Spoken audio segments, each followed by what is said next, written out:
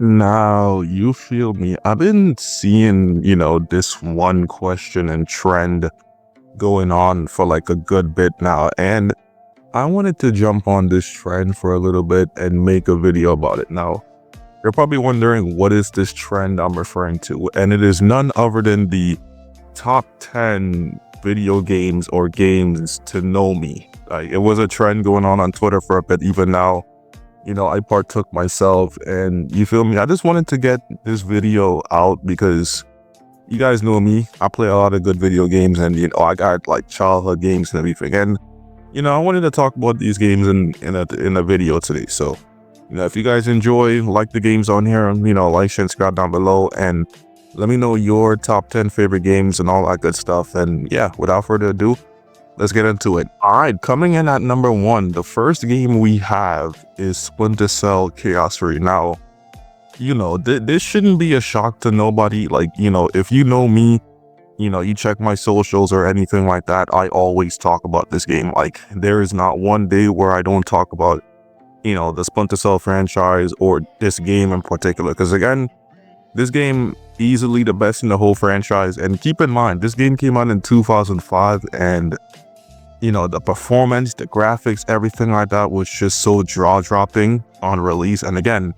this was 2005. Again, if you don't believe me, look around on YouTube or anywhere on social media, and people will tell you that, Splinter Cell Chaos Theory is literally one of the best games of all time and the best game in the franchise, followed up by Splinter Cell Blacklist. But yeah, man, this game, this amazing and timeless. I'm telling you, bro. Like, no matter how many times I replay that game, it's just still like, it just feels like a fresh experience whenever I replay it. It's such a fun game. And funny enough, the funny thing about this is that, I actually started with this game on the 3DS because they had the game called Splinter Cell 3D, which is like a port of it.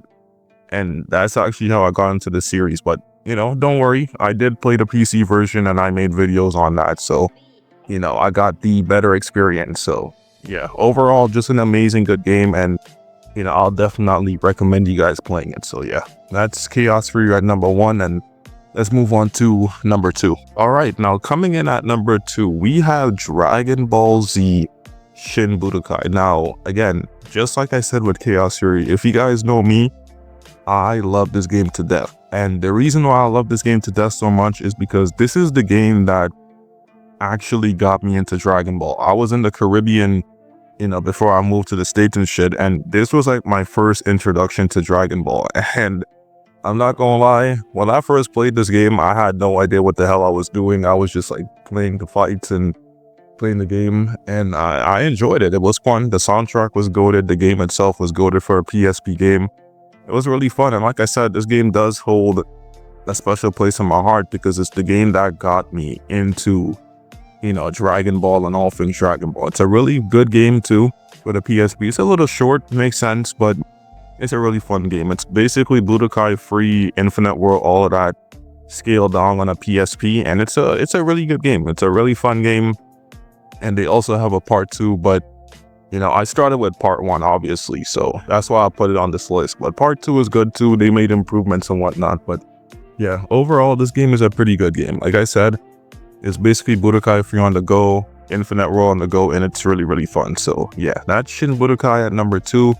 Let's move on to number 3. All right, coming in at number 3, we have Need for Speed Most Wanted.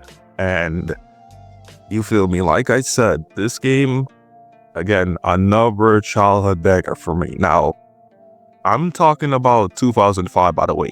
I'm not talking about 2012. We don't talk about that. But yeah, man, Need for Speed 2005. I'm telling you again, back in the Caribbean in my country, when this game was on laptops and PCs and all that, we played this shit 24/7, bro. Again, probably the best Need for Speed game in the franchise, no doubt. One of the best games ever. The iconic BMW with that blue, white, silver color, amazing. The story, the roster, about the roster. Well, the roster of cars was amazing. The story mode was amazing. The iconic chases and lines and music, soundtrack. Need for Speed Most Wanted 2005. Again, we've been begging for like a remaster of this game. Hell, even a remake I'll take. But yeah, man, another timeless banger for me too. Like, this game was so much fun. Me, my siblings, cousins, all that, we played this shit again 24/7.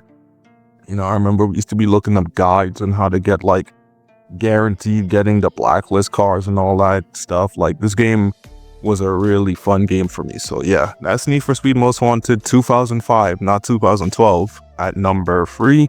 Let's move on to number 4. All right, coming in at number 4, we have another, EA banger. We have Underground 2, Need for Speed Underground 2. Like, again, just like I said with Most Wanted, another childhood banger for me. Basically the same goddamn thing. It was an amazing game. And again, it is like one of the best in the series too. Again, love the cars in that game, love the story mode. The story mode was pretty good. I never got to finish it, but I watched videos on it and it's a pretty decent story mode. And again, they had some cool cars in that game too. The city, the open world was amazing. And like I said with Most Wanted, overall just a really amazing game. Again, the soundtrack too, probably one of the best in the series too, unless you want to put in 2005 and shit. We had Riders on the Storm and all these other songs and shit like that. Like, it's a really fun game too. Again, right up there with Need for Speed Most Wanted. So yeah, that's Underground 2 at number 4. Let's move on to number 5. All right, coming in at number 5, we have Super Street Fighter 4. Now, yeah, I got a lot to say about this game because this game was amazing and you guys know the history behind this game. It's an amazing game. Now, funny enough, again, just like I said with Splinter Cell 3D, I played this game on the 3DS first. I played it on the 3DS, then I played the console version on the Xbox 360, and then I played like Ultra Street Fighter on the PC and all that stuff and consoles and shit like that. But I actually started off with this game on the 3DS, and you feel me, I don't know what voodoo or what black magic Capcom was doing to get that game to run so well on the 3DS, but it was fun. Like, you had both ultimates for characters, most of the cutscenes were there, and you feel me, it was really fun. The game ran great, it still looks great even now. It was really, really fun. Like, again, and one thing that this game did do too, that was actually broken as hell, like, if you played any charge character in that game, specifically Guile, and you had the touch controls with the thing, you can just basically do infinites with, like, Guile, normally you back up, move back, or hold down your left stick and do the sonic boom. But in that game, you just like press the screen and spam, so you didn't have to, do charges or anything. So he was broken in this game. But yeah, overall, really fun game too. Got me into Street Fighter. It was really goated for what it was, and yeah, that's all I really got to say. It's a fun game, goated for what it was, and I had fun with that shit. So yeah, that's Super Street Fighter 4 at number 5. Let's move on to number 6. All right, coming in at number 6, we have probably the best MK game ever. We have Mortal Kombat 9. Now again, like I said with Super Street Fighter 4, another banger for me. Now, thank God I actually did play this on my console this time. I didn't play it on the 3DS or anything like that, because this game was on the PS Vita, but I played the console version, so rest assured I did play the better version. But yeah, like I said with Street Fighter 4, just another amazing fighting game. Like, again, this should save the franchise, and it set the road for other fighting games moving forward. Again, this game probably has the best fighting game story mode to date, for sure. The roster is so nostalgic, the game itself, the, tournaments and fight scenes it had, all that good stuff, tournaments and stuff like that. The competitive was so fun. Soundtrack was goated, maps, character roster, everything about this game, like I said, is so amazing. Again, I replay this game so much times, and again, I don't get bored because it's really fun. And again, I love that game. It's really, really fun. It's a really good game. I don't know, again, I don't know why they don't put this game back on modern consoles. I still don't know why. Like, I could, get this on PS4 and PS5 today if NetherRealm Studios does it, and I would not get off that shit because it was so fun. I don't know why they don't put it on like PS4 and PS5, but I really wish they would. But yeah, overall, another banger game. It's amazing, it's great. Again, one of the best fighting games in the FGC and all that good stuff. It's a really good game. So yeah, that's Mortal Kombat 9 at number 6. Let's move on to number 7. All right, coming in at number 7, we have Mario Kart DS on the Nintendo DS. Like, again, this game, again too, man, this shit was so much fun. I remember, sleeping and, you guys know the meme where, you're playing a DS game and it's under the pillow, but it's still making noise. This was the game that let me do that. This game was just so much fun, man. It was really, really fun. Like, again, probably one of the best Mario Kart games in the franchise, aside from like maybe the Wii version,